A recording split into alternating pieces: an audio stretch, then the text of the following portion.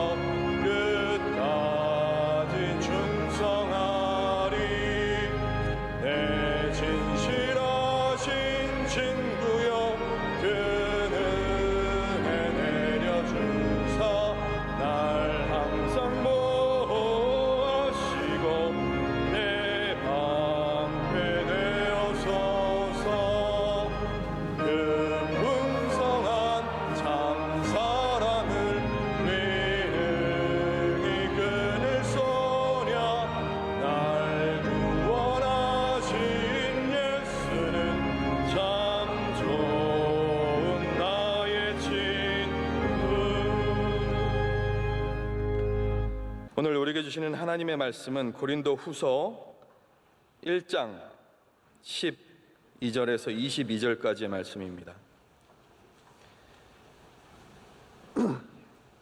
신약 286면쯤에 있습니다.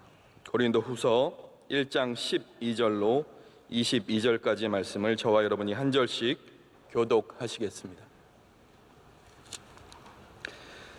우리가 세상에서 특별히 너희에 대하여 하나님의 거룩함과 진실함으로 행하되 육체의 지혜로 하지 아니하고 하나님의 은혜로 행함은 우리 양심이 증언하는 바니 이것이 우리의 자랑이라.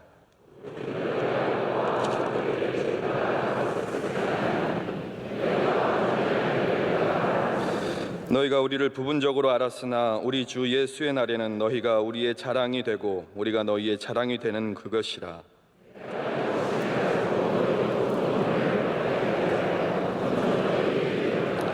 너희를 지나 마게도냐로 갔다가 다시 마게도냐에서 너희에게 가서 너희의 도움으로 유대로 가기를 계획하였으니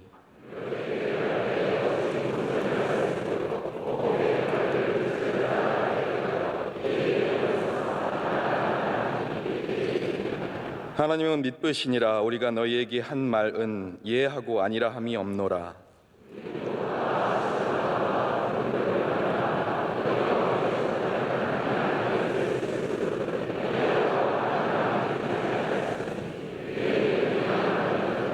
하나님의 약속은 얼마든지 그리스도 안에서 예가 되니 그런즉 그로 말미암아 우리가 아멘하여 하나님께 영광을 돌리게 되느니라.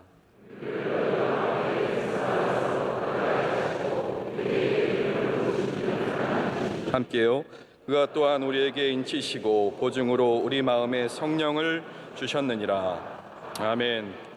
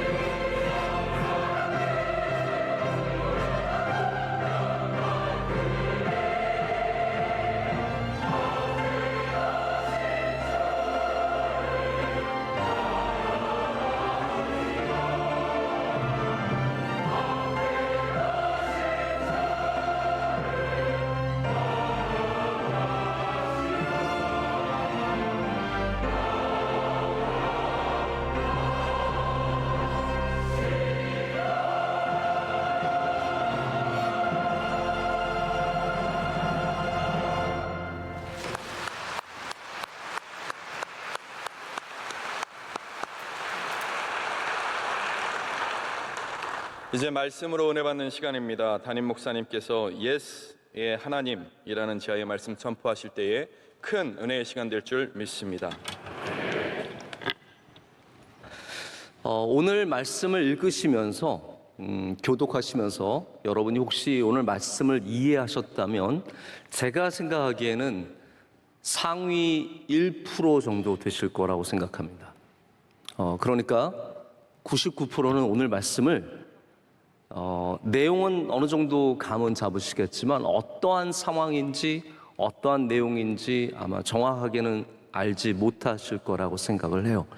여기 나오는 중요한 단어들은 다 아시겠지만 왜 이러한 말씀이 나오는지에 대해서 여러분이 분명한 이해를 갖기는 읽기만으로는 굉장히 어렵습니다. 저는 그래서 오늘 저도 여러분과 함께 이 말씀을 공부하는 입장으로서 이 말씀에 주신 은혜를 우리 한번 좀 쉽게 그리고 이게 왜 이런 말씀이 있는지 그리고 왜 이게 우리에게 중요한지 그런 은혜를 함께 나누기를 원합니다. 오늘 말씀은 고린도에 방문하기로 계획을 했던 바울이 계획대로 방문을 하지 못하게 된 것에 대한 일입니다. 바울은 고린도에 방문을 해서 고린도를 거쳐서 유대를 가기를 원했습니다. 그러면서 고린도 교회는 우리 고린도 전서에서도 나오지만 연보를 참 잘하는 교회입니다. 하나님의 일에 쓰임받기를 원했고 그래서 물질적으로도 헌신하는 교회였기 때문에 이 고린도 교회에서 나온 연보를 통해서 유대를 갈 때 자금을 마련하고 또 그리고 예루살렘이나 유대에 있는 그리스도인들에게 도움을 주고자 이 고린도에 들리기로 계획을 했던 것이죠. 그런데 바울이 가지 못하게 됐습니다. 가지 못하게 됐을 때 그것을 꼬투리 잡아서 바울을 굉장히 인신공격하는 사람들이 있었습니다. 바울은 사도라고 하면서 이 말했다 저 말했다 한다. 저 사람은 믿을 만한 사람이 아니다. 자 봐라, 온다고 했다가 안 오지 않느냐. 이걸 보니까 바울이 하는 말은 거짓말이 많고 바울은 아주 나쁜 사람이고 이 사람과 상종하면 안 된다라는 식의 분명히 많은 이야기들이 오고 갔을 겁니다. 그래서 바울이 거기에 대해서 내가 안 간 이유를 이제 여기에 적게 되면서 물론 내가 왜 정확하게 안 갔는지 이유를 적진 않습니다. 하지만 안 간 것이 약속을 안 지킨 그러한 부분이 아니라 그것은 은혜의 하나님을 그 인도하심을 따라가는 과정 속에서 어쩔 수 없이 내린 결정이었고 그 결정에 대해서 자기는 굉장히 진실하고 양심의 가책을 느끼지 않노라라는 것을 이 부분에서 강조를 하게 됩니다. 진실되다는 거죠. 여러분 진실되다가 우리 히브리어로 뭡니까? 아멘이에요. 아멘. 아멘입니다. 그래서 바울은 아멘, 내가 진실됨을 이야기하기 위해서 우리 하나님의 진실되심, 하나님의 신실하심, 그리고 그 하나님의 신실하심이 우리 삶 가운데 오셔서 그 신실하심을 오로지 예로서 아니오가 하나도 하나님의 모든 말씀하신 거에 아니오는 하나도 없이 모든 것을 예로 받으시고 그리고 예로 감당하신 예수 그리스도의 진실하심을 통해서 증거를 하고자 하는 것입니다. 여러분 하나님은 예스의 하나님이십니다. 하나님은 예스의 하나님이신데 그게 우리가 아는 좋은 아빠 엄마 오냐오냐의 아빠 엄마는 사실 아닙니다. 저는 글쎄요 저희 아이들에게 좀 잘 보이고 싶은 마음이 있어요. 여러분 그게 아빠로서 이해하시는 분이 있으실지 모르겠는데요, 엄마는 혼내도 아이들이 엄마를 사랑합니다. 그거 아세요? 굉장히 짜증나는 일인데 엄마는 아무리 애들을 뭐라고 해도 아이들은 엄마가 나를 사랑하고 내가 엄마를 사랑하는 거에 대해서는 전혀 의심이 없습니다. 물론 이제 이게 뭐 사춘기 지나면서는 좀 여러 가지 어려움이 있겠지만 보통 아이들의 애착이 잘 돼 있는 엄마들은 그래요. 그런데 아빠는 한 번 혼내면 어떻게 됩니까? 우리 아빠는 혼내는 아빠, 우리 아빠는 소리 지르는 아빠고, 저는 그래서 가능하면 아이들에게 혼을 내지 않고 소리를 지르지 않습니다. 뭐든지 오냐 오냐 잘 보이고 싶어서 잘 오냐 오냐 그래. 저희 아내도 그런 저를 보면서 굉장히 안타깝게 여겨요. 근데 여러분, 오냐 키우게 되면 어떻게 됩니까? 자녀들이 좋은 것과 나쁜 것을 구별하지 못하고 해야 할 것과 하지 말아야 할 것을 구별하지 못하게 되죠. 그게 굉장히 위험한 부분입니다. 자, 그래서 아무리 오냐 해도 아이들이 위험할 때는 제가 큰 소리로 말하고 잘못할 때는 거기에 대해서 분명히 지적을 합니다. 저 그렇게 오냐 하지 않습니다. 하나님께서는 어떠한 예스의 하나님이시냐면 우리를 사랑하시기 때문에 다 괜찮아 하신 하나님은 절대로 아니십니다. 하나님을 오해하시는 분들은 그런 오해를 가져요. 하나님은 사랑의 하나님이신데 우리가 무엇을 하든 하나님의 사랑 안에 있으면 다 모든 것들이 괜찮다라는 식으로 말씀하시는 분들도 있습니다. 그거는 하나님의 사랑을 굉장히 오용하는 것이고 악용하는 거죠. 하나님은 그래서 예스의 하나님이시지만 그게 오냐 괜찮아의 하나님은 절대로 아닙니다. 하나님께서 우리가 왜 예스의 하나님이라고 부르냐 하면 하나님은 신실하신 하나님이시기 때문입니다. 하나님의 신실함 때문에 우리가 예스의 하나님이라고 하는 것이지 다 괜찮다고 하시기 때문에 예스의 하나님이라고 말하는 것은 아닙니다. 왜 우리가 그런 예의 하나님, 예스의 하나님 앞에 그럼 같은 예스의 성도들이 되어야겠습니까? 하나님의 하시는 일이 신실하다면 우리 오늘 성경에는 미쁘시다라고 되어 있죠. 여러분, 미쁘다는 말을 교회 다니신 분들은 많이 들어보셨을 거예요. 미쁘다가 무슨 말입니까? 신실하시다라는 말씀이죠. 하나님은 처음부터 끝까지 아름답고 미쁘시고 신실하신 분이신데 그 하나님의 신실하심을 우리가 받아서 우리도 신실한 주의 백성들이 되어야 된다는 것입니다. 우리도 예의 성도들이 되어야 하죠. 예스의 성도가 되어야 합니다. 그래서 오늘 말씀에 나오는 이 예스는 아멘이에요. 아멘. 진실됩니다. 맞습니다. 그렇습니다의 의미의 아멘입니다. 그래서 이 아멘은 하나님으로부터 시작이 되어서 예수님 안에서 이루어졌습니다. 오늘 예수님 안에서라는 표현을 씁니다. 예수님 안에서 아멘은 이루어졌고 우리는 예수님을 말미암아 20절을 보십시오. 우리가 예수님을 말미암아예요. 20절을 보면 하나님의 약속은 얼마든지 그리스도 안에서 예가 되니 그런즉 그로 말미암아 우리가 아멘 하여 하나님께 영광을 돌리게 되느니라. 아멘. 여러분 지금 아멘 하셨습니다. 아멘은 참 좋은 그리스도인의 하나님의 말씀에 대한 하나님의 행하신 일들에 대한 반응입니다. 우리가 예수 그리스도의 이름으로 기도드립니다 한 다음에 뭐라고 하나요? 아멘이라고 합니다. 왜 그렇습니까? 바로 오늘 이 1장 20절의 말씀대로입니다. 우리가 그로 말미암아 아멘이라고 하게 되며 하나님은 그것을 통해서 영광을 받으십니다. 자, 이 말씀이 왜 있냐면요, 제가 역사라는 부분을 여기서 좀 강조를 드립니다. 이미 초대교회 교인들은 기도할 때 예수 그리스도의 이름으로 기도드립니다 아멘을 하고 있었습니다.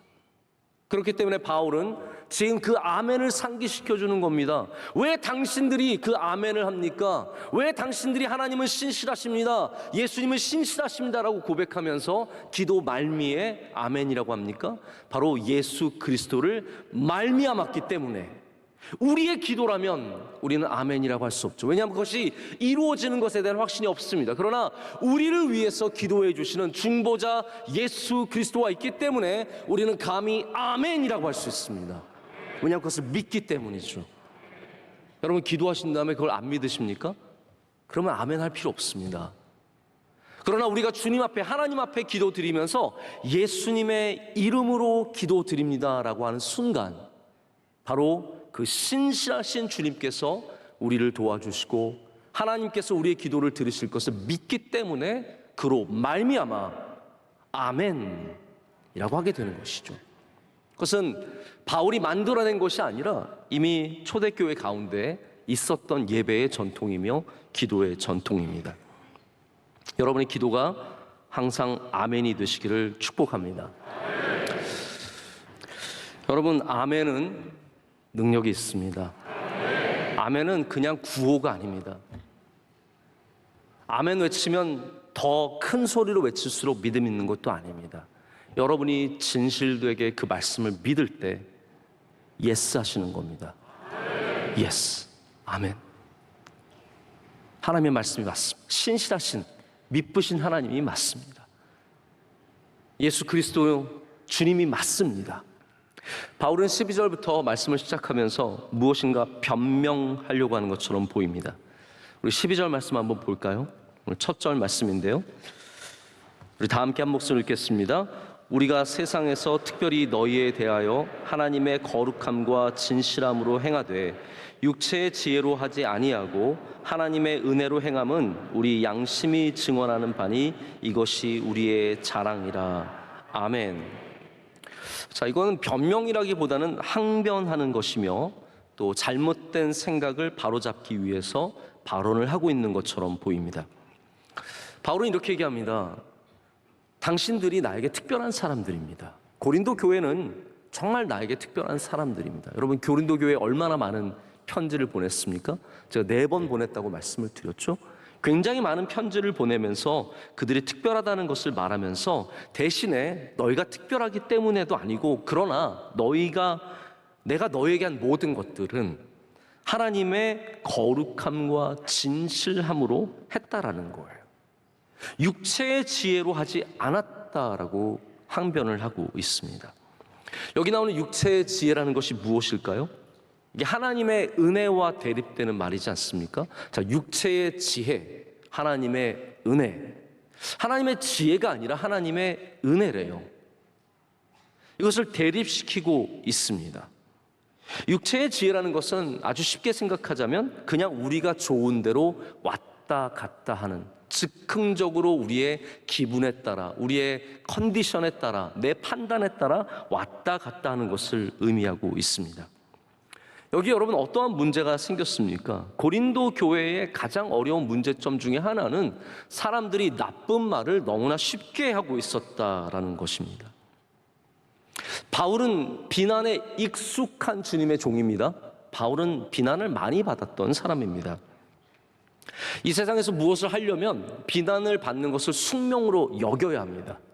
여러분이 조금만 높은 자리로 올라가도 비난을 받는 것은 너무나 당연한 일이고 그게 숙명입니다. 정치인들 보십시오. 저는 정치인들 어떻게 정치하시는지 모르겠어요. 그냥 무슨 말만 하면 그 밑에 댓글로 정말 저주스러운 말이 다 붙는데 그게 뭐 여야 좌파 우파를 떠나서 얼마나 많은 그런 말들이 있습니까? 그런데 정치인들만큼 또한 비난을 받는 사람들이 목회자들입니다. 유튜브에 가서 목사님의 설교에 코멘트를 달을 수 있는 교회들을 보면 아멘 부대가 따로 있어서 막 글을 도배하는 그런 교회도 있어요. 아예 애초에 교인들이 막 그냥 거의 자동적으로 목사님 설교가 최고입니다, 은혜가 넘칩니다 이렇게 해서 글들을 막 몰아내세워서 그런 글들만 보이는 교회가 있지만 대부분의 그러한 곳들을 보면은 어마어마한 저주의 말들, 비난의 말들이 오가는 것을 보면서 굉장히 마음이 아플 때가 있습니다. 특별히 여러분 교회가 영적으로 깨어있지 못할 때 우리 예배 공동체가, 예수님을 믿는 공동체가 비난에 휩싸일 수 있습니다. 비난에 휩싸인다는 말이 누가 우리를 비난한다는 것이 아니라 우리끼리 서로를 비난하는 바로 그것을 말합니다. 바울은 그런 비난을 많이 받았던 사람이에요. 참 외로웠던 사람이에요. 그래서 바울이 보면은 성경에서 누가 와서 위로가 되었다고 하잖아요. 누가 찾아와서 고마웠다고 하잖아요. 저는 그 마음이 참 이해가 가요. 얼마나 사람들이 비난을 많이 하고 그를 힘들게 했으면 누가 한 명이 와서 책 하나만 건네줘도 너무 고맙고 추운 겨울에 누가 조그만 두꺼운 외투를 가져다 줘도 크게 정말로 감사해서 성경에 적을 정도가 되는 것이죠. 바울은 그런 비난을 받으며 살았는데 고린도 교회가 비난한 특별한 일들이 있습니다. 나중에도 다루겠지만 고린도 교회는 바울의 사도성을 비난했습니다. 넌 사도가 아니다, 사도의 자격이 없다, 이 부분에 대해서 굉장히 많이 비난을 했고요. 여기 1장에 나오는 오늘 말씀의 근거가 되는 비난은 더욱더 구체적인 비난입니다. 그게 무엇입니까? 바로 말을 지키지 않는 사람, 고린도에 오기로 했다가 오지 않았다라는 그 이유 하나 때문에 사람들은 그것으로 문제를 삼기 시작했습니다. 여러분, 문제가 되는 것은요, 꼭 문제가 있어서가 아닙니다. 문제를 만들기 원하면 무엇이든 문제가 될 수 있습니다. 여러분도 저를 문제 삼고 싶으시면요, 저는 내일 아침에도 죽을 놈 될 수 있습니다. 제가 자신 있게 말씀드릴게요. 저의 부족한 면들을 여러분이 다 꼬투리 잡아서 난도질하면 저는 내일도 생매장 될 수 있는 정말 부족한 인간입니다. 우리 모두가 다 그렇잖아요. 그렇기 때문에 바울에게 정말로 문제가 있어서가 아니라 이 사람들은 바울을 죽이고자, 그를 비난하고자 그의 문제를 들추어내고 있고, 고린도에 들리지 않은 이 문제 하나로 바울의 모든 것을 다 망가뜨렸습니다. 저 사람은 믿을 만한 사람이 아니야. 저 사람 따라다니면 안 해. 저 사람이 말한 건 전부 다 헛된 것들이야. 이런 식으로 바울을 굉장히 어렵게 한 거죠. 여러분, 언제 어디서나 꼬투리를 잡아서 문제를 만드는 사람들이 있으면 항상 문제가 될 수 있습니다. 여러분, 그러지 않으려면 어떻게 해야 될까요? 우리 하나님 안에서 깨어 있어야 합니다. 남들은 둘째치고 내가 먼저 하나님 안에 깨어 있을 때 우리 교회가 건강한 교회가 될 줄로 믿습니다. 이 예배 공동체가 이런 비난에 휩싸이는, 저 사람 때문에 안 됐다, 저 사람이 있어서 문제다, 저 사람만 없어지면 좋을 텐데, 이런 비난의 문제가 아니라 우리 서로를 용납하고 사랑하고 불쌍히 여기고 넘어가는 은혜가 있을 줄로 믿습니다. 자, 그럼 바울의 계획이 무엇이었습니까? 자, 여기에부터 좀 말씀을 드리겠습니다. 바울은 고린도 교회를 방문하려는 계획을 갖고 있었습니다. 자, 제가 방금 처음에도 말씀을 드렸지만 고린도전서 16장에 가면 바울이 내가 너희에게로 가서 머물기를 원한다는 말을 2번이나 합니다. 그러니까 바울은 고린도 교회를 설립한 사람일 뿐만 아니라 고린도 교회를 사랑했고, 그렇기 때문에 고린도에 방문하고자 하는 의도가 있었어요.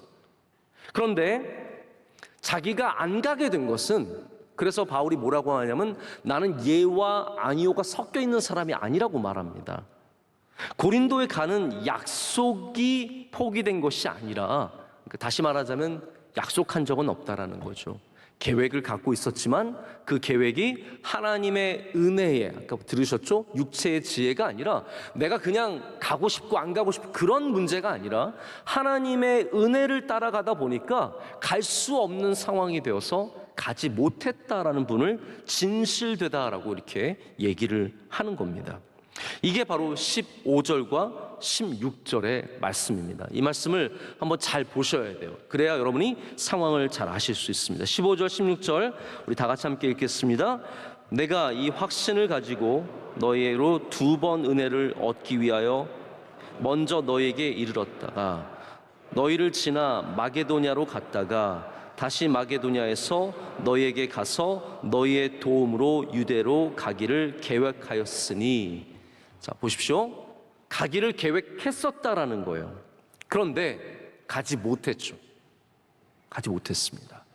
여기에 대해서 바울이, 제가 말하는 것이 아니라 바울이 이렇게 말을 합니다. 나는 경솔하게 한 것이 아니다. 나는 경솔하게 그냥 가볍게 그렇게 한 것이 아니고, 2번째로는 나는 육체를 따라 결정한 것이 아니다 라고 말하고요. 3번째는 나는 예한담에 아니요한 것이 아니다 라고 얘기하고 있습니다. 자, 이 3가지 원리를 저와 여러분이 함께 꼭 기억했으면 좋겠습니다. 우리가 하나님 안에서 바른 결정을 내리기 위해서 우리가 늘 생각해 봐야 할 부분이 이 3가지입니다.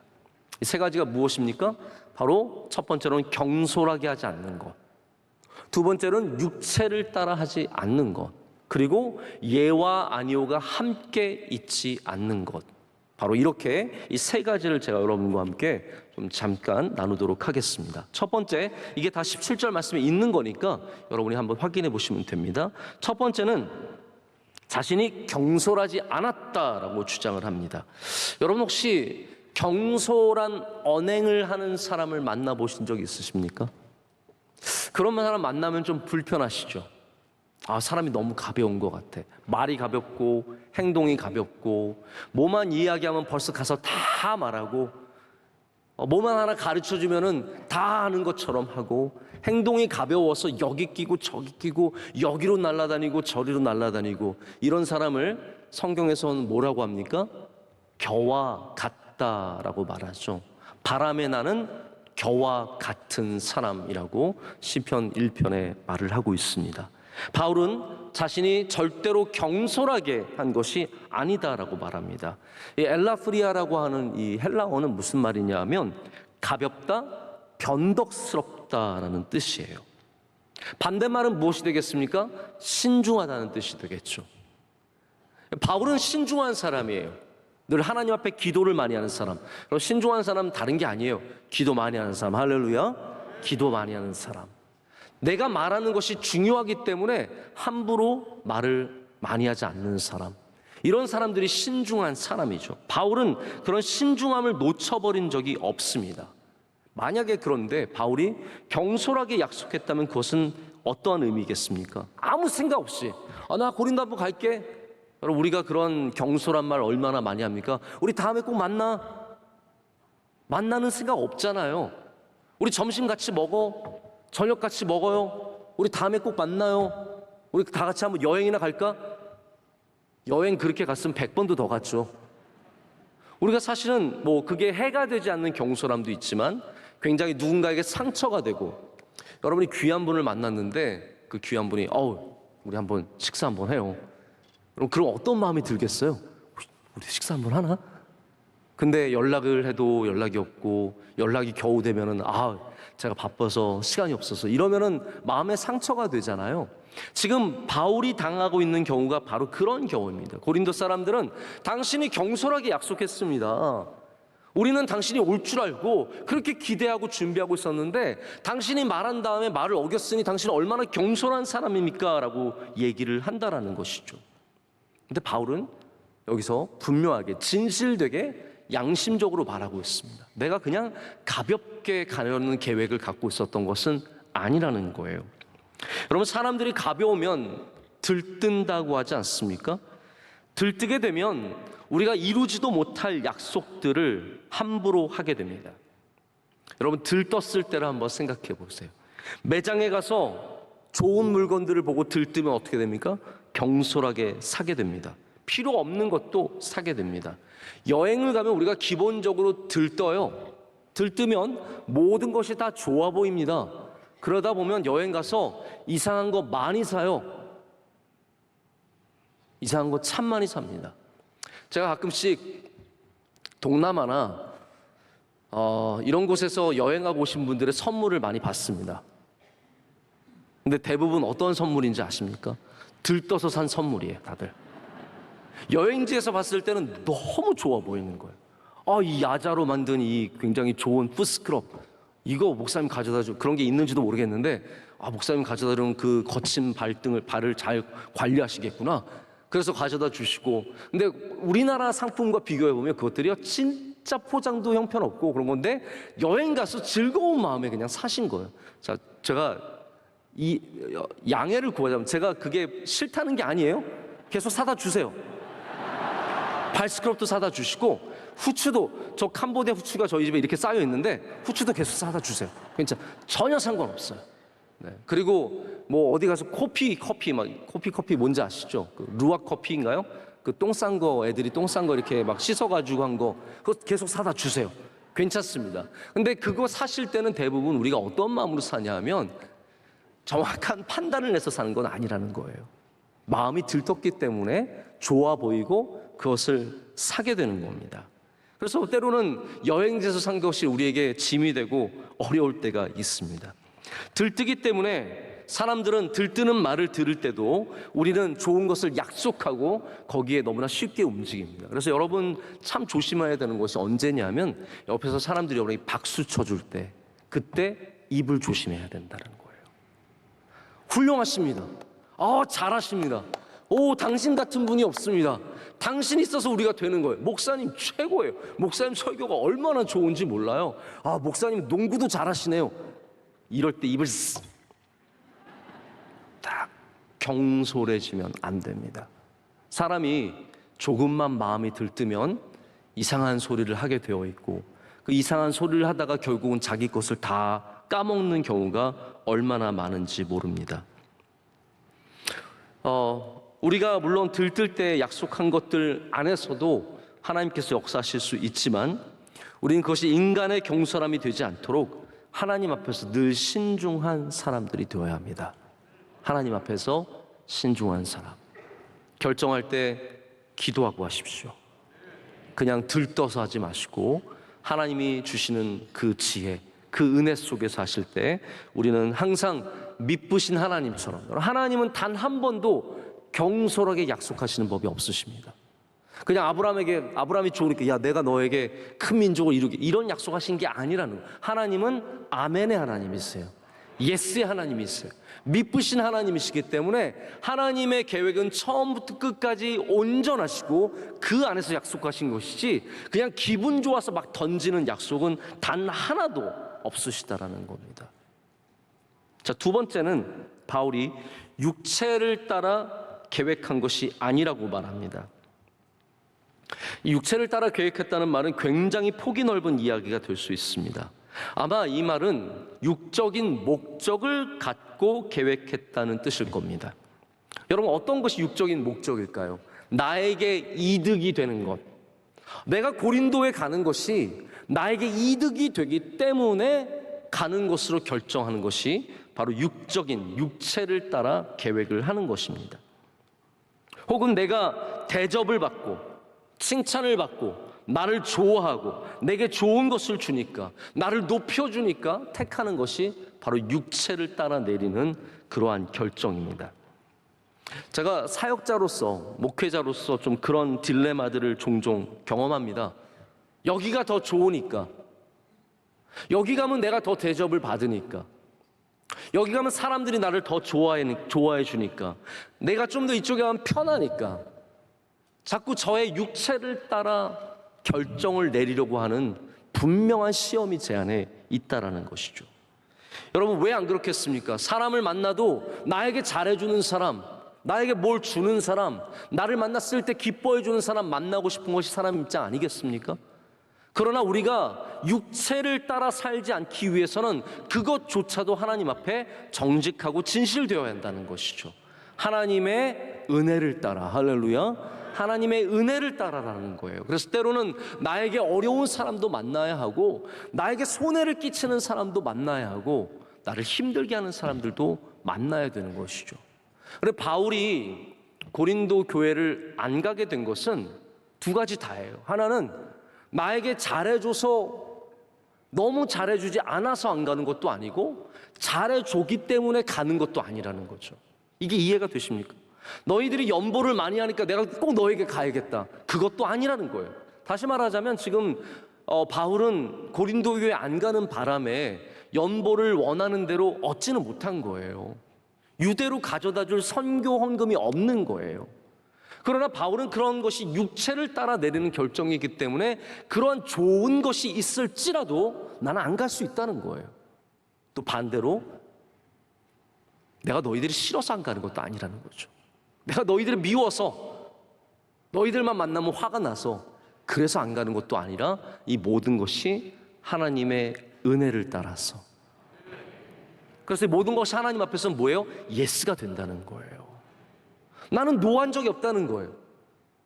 하나님께서 미쁘신 것처럼, 하나님께서 예가 되시는 것처럼 나도 너희에게 예가 되느니라 라고 말하는 것입니다.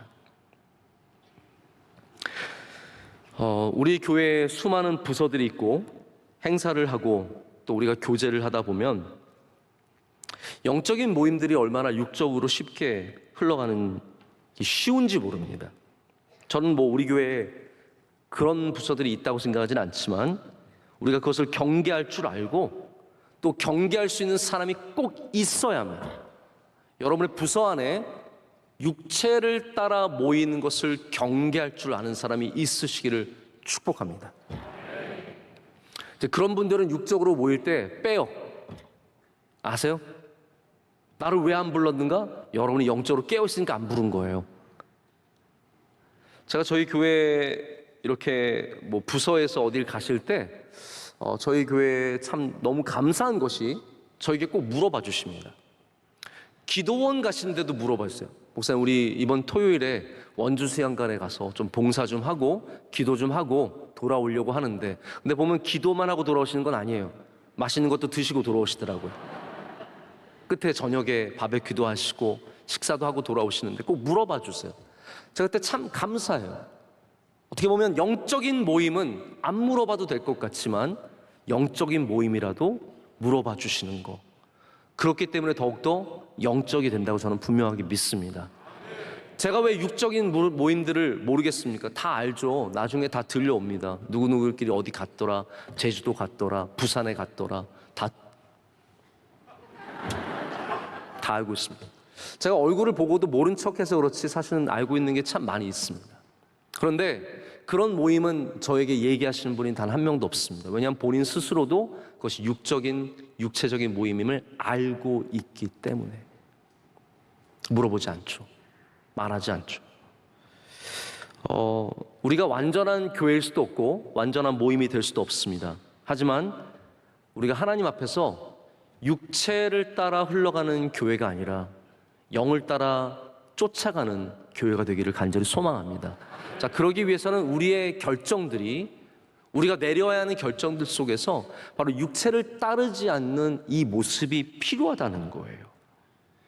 바울은 고린도 교회가 능력 있는 교회지만 그들이 굉장히 귀한 역할을 하고 있지만 그들이 그에게 육적으로 도움이 되었지만 그것을 거부했고, 또 반대로 그들이 바울을 어렵게 했지만 힘들게 했지만 그것과 상관없이 그들을 만나기를 원했다라는 말이죠. 이것도 저것도 아니라 오직 하나님 앞에서 예가 되는 그러한 결정들을 내렸다라는 것입니다. 세 번째는 예스와 노가 함께 있는 것이 아니다라고 말합니다. 자신이 가지 않은 것이 약속을 지키지 않은 것이 아니라 계획의 변경, 육체의 지혜가 아니라 하나님의 은혜를 따라가려는 과정이었다라고 얘기를 합니다. 나는 예스한 적도 없고 노한 적도 없습니다. 나는 그냥 하나님의 은혜를 따라가기 위해서 이 길을 걷게 된 것입니다 라고 지금 항변을 하고 있습니다. 여러분, 우리가 육체의 지혜를 따르면 어떻게 되겠습니까? 지금은 예했지만 나중에 나의 상황이 바뀌고 내게 좀 더 편한 일이 생기면 아니오로 될 수 있고, 지금은 아니오했지만 나에게 유리한 상황이 되면 예스를 할 수 있는 것이, 그것이 바로 육체를 따라가는 것 아니겠습니까?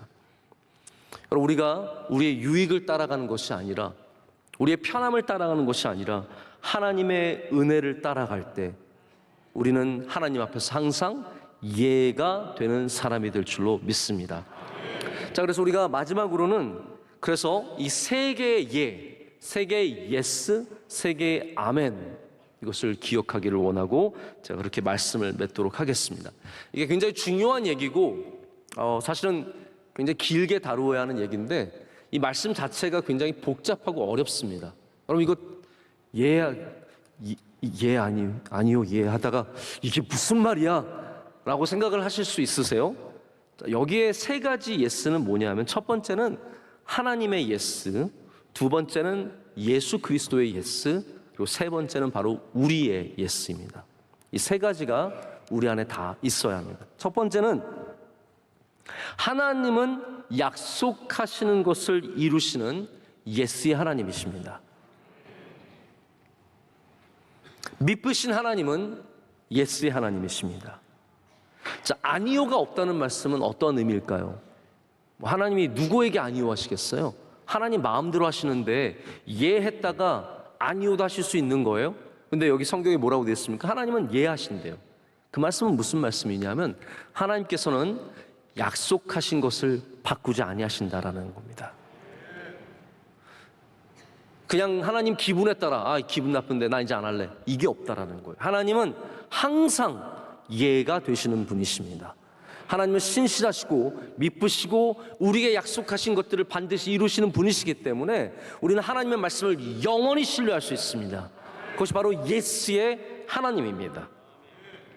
또한 우리 주님 예수 그리스도는 하나님이 약속하신 것을 다 이루시는 아멘의 주님이십니다. 할렐루야, 할렐루야. 오늘 아멘 하니까 좀 아멘을 해보세요.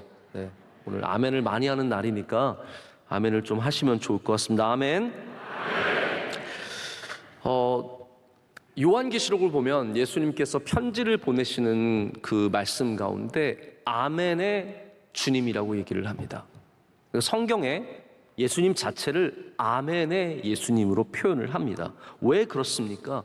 예수님은 어떤 분이시냐면요, 하나님의 뜻을 이 땅에 이루신 분이세요. 아니, 이 땅만 아니라 하늘에서 이루어진 것을 이 땅에서 이루게 하신, 하늘과 땅에서 이루게 하신 분이세요. 그래서 우리 예수님은 예스의 예수님이신 거죠. 이루시는 분, 행하시는 분, 지키시는 분이시라는 거예요. 그래서 예수님은 진실하시고 하나님의 뜻을 반드시 이루시는 분이십니다. 지금도 변함이 없으신 분이시고 영원토록 변함이 없으신 분이십니다. 우리는 그 예수 그리스도를 분명하게 믿습니다. 19절의 말씀 우리 한번 보실까요? 이렇게 되어 있습니다. 우리 다 함께 읽을까요? 우리 곧 나와 실로아노와 디모데로 말미암아 너희 가운데 전파된 하나님의 아들 예수 그리스도는 예하고 아니라함이 되지 아니하셨으니 그에게는 예만 되었느니라. 아멘. 여러분, 예수님에게도 아니오의 갈등이 있었습니다. 여러분 너무나 잘 아시듯이 겟세마네 동산에서 예수님께서 기도하실 때 그 마음 안에는 그 아픔과 그 괴로움과 그 고통을 생각하시면서 다 아시기 때문에 거기에 대한 예수님의 저항감이 전혀 없었던 것은 아닙니다. 하지만 예수님은 끝에도 마지막에도 예스 하셨습니다. 아멘 하셨습니다. 여러분, 아멘은 어떻게 됩니까? 아멘은 하나님의 뜻을 이루는 능력입니다. 예수님께서 아멘 하셨기 때문에 하나님의 뜻이 이루어진 줄로 믿습니다. 자, 그래서 아멘 했을 때는 하나님의 뜻이 이루어지는 것입니다. 우리가 아멘이라고 했을 때야 비로소 그 하나님이 갖고 계신 뜻이, 또 예수 그리스도를 통해서 보여주신 그 아멘이 우리 가운데 이루어집니다. 자, 그렇기 때문에 우리는 아멘 해야 합니다. 20절 말씀을 보십시오. 그런즉 그로 말미암아 우리가 아멘하여 하나님께 영광을 돌리게 되느니라. 여러분, 우리가 아멘할 때 하나님께서 영광 받으십니다. 그냥 아멘은 뭐 좀 약간 광신도 같은 사람 옆에서 그냥 아멘 하는 게 아니라 우리가 그 말씀을 믿음으로 받아들이므로 말미암아 우리 하나님께 영광을 올리게 되는 것입니다. 저는 억지로 아멘하는 것은 별로 좋아하지 않습니다. 아멘을 막 시키는 것도 저는 별로 많이 하지 않습니다. 왜냐하면 우리 교회가 워낙 아멘의 훈련을 잘 받은 교회이기 때문입니다. 그런데 제가 분명히 아는 건 있어요.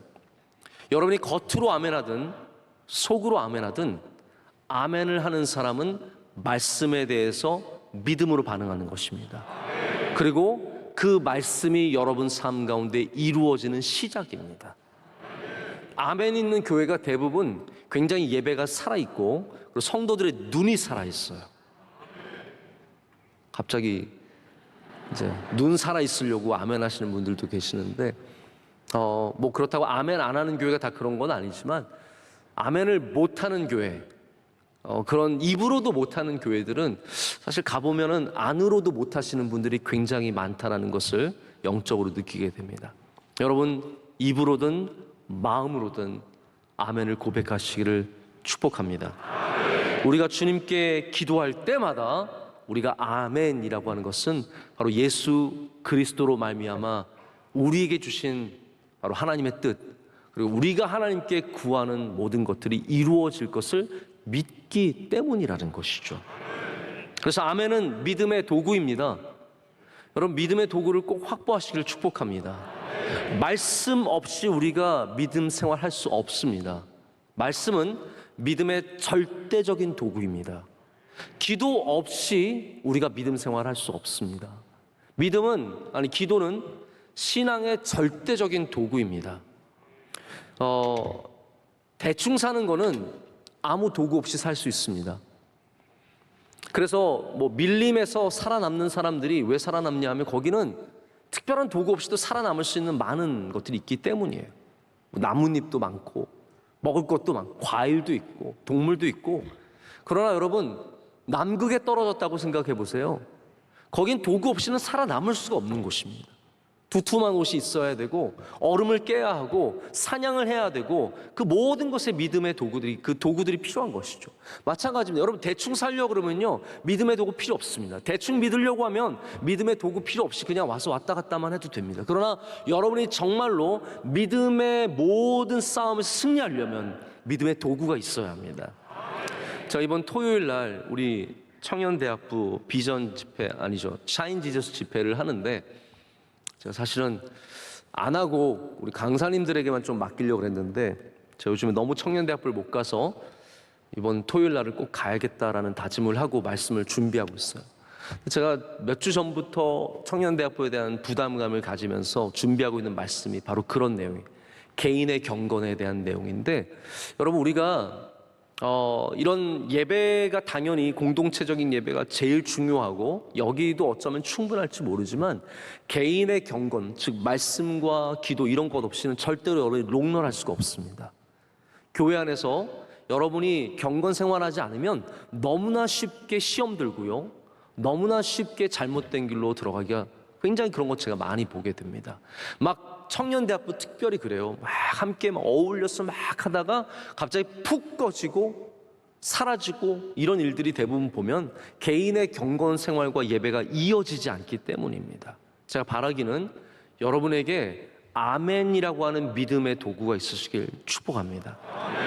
아멘을 가지신 분은 믿음의 도구를 확보하신 거예요. 아멘 없이 신앙생활 잘할 수 없습니다. 하나님의 말씀, 기도, 찬양 이 모든 것에 아멘이 들어가는 걸 아십니까? 아멘 없이 우리가 예수님을 잘 따라갈 수 없고 이 하나님의 은혜를 잘 따라갈 수 없습니다. 자칫 이 설교가 어떻게 쓰임받냐면 제가 보니까 성도들은 다 무조건 예해야 합니다. 이렇게 하면서도 이 말씀을 갖고 설교하신 분들이 계시더라고요. 물론 그 말씀이 완전히 잘못된 말씀은 아니에요. 여러분 이해하시면 복이 있습니다. 아멘 하시면 복이 있습니다. 모든 것에 아멘 하시면 여러분에게 복이 돼요. 교회가 잘못되지 않는 교회라면 여러분에게 나쁜 것을 왜 강요하고 강요라기보다 나쁜 것을 왜 부탁하고 나쁜 것을 왜 데려가겠습니까? 다 좋은 것을 하기를 원하고 좋은 일을 통해서 여러분 섬기기를 원하는데 그러나 우리가 단순히 무조건 아멘 하라는 얘기는 아닙니다. 오늘 말씀은 아멘이라는 것이 우리 하나님과 예수님 안에 있는 얼마나 중요한 신앙인지를 가르쳐주고 있습니다. 저는 여러분에게 무조건 아멘 하라고 하지 않겠습니다. 그러나 여러분이 신실하신 하나님을 믿고 나의 기도를 중보하신 예수를 믿는다면 아멘 하시기를 축복합니다. 그러면 여러분의 결정들이 이렇게 경솔하거나 육체를 따라서 내리는 결정들이 아니라 우리 신실하신 영원토록 아멘이 되시는 진실하신 영원토록 예스가 되시는 예가 되시는 그러한 주님을 따라 걸어가는 신앙이 될 줄로 믿습니다. 말씀을 뵙겠습니다. 바울은 비록 고린도에 방문하지 못해서 수많은 비난과 어려움을 당했지만 그 안에 바울 안에 거하시는 성령으로 말미암아 예수님 안에서 아멘 하였고 경솔하거나 육체적으로 한 것이 아니다라고 오늘 말씀 가운데 전하고 있습니다. 바라기는 우리 모두가 아멘의 백성들이 되기를 원합니다. 예수님께서 하나님의 뜻을 이루기 위해서 예가 되신 것처럼 우리도 하나님이 행하시는 일들에 예만 되고 아니오가 되지 않는 주님의 귀한 백성들 되시기를 축복합니다. 우리 함께 찬양하겠습니다.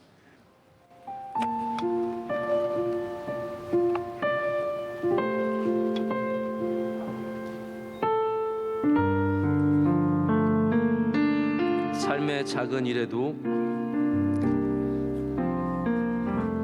삶의 작은 일에도 그 마음을 알기 원하네. 그 길, 그 좁은 길로 가기 원해.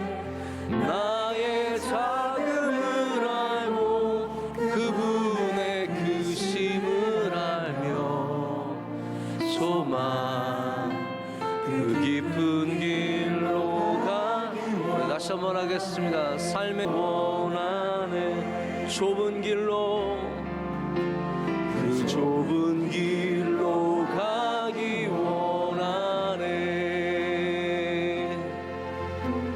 그 깊은 길로 가기 원하네. 이젠 우리 주 예수 그리스도의 크신 은혜와 하나님 아버지의 영원하신 사랑과 성령님의 함께하시며 임재하심이 주의 말씀을 붙잡고 아멘으로 화답하는 주의 모든 사랑하는 백성들 가운데 가정과 기업 가운데 이제로부터 영원토록 함께하시기를 간절히 축원하옵나이다. 아멘.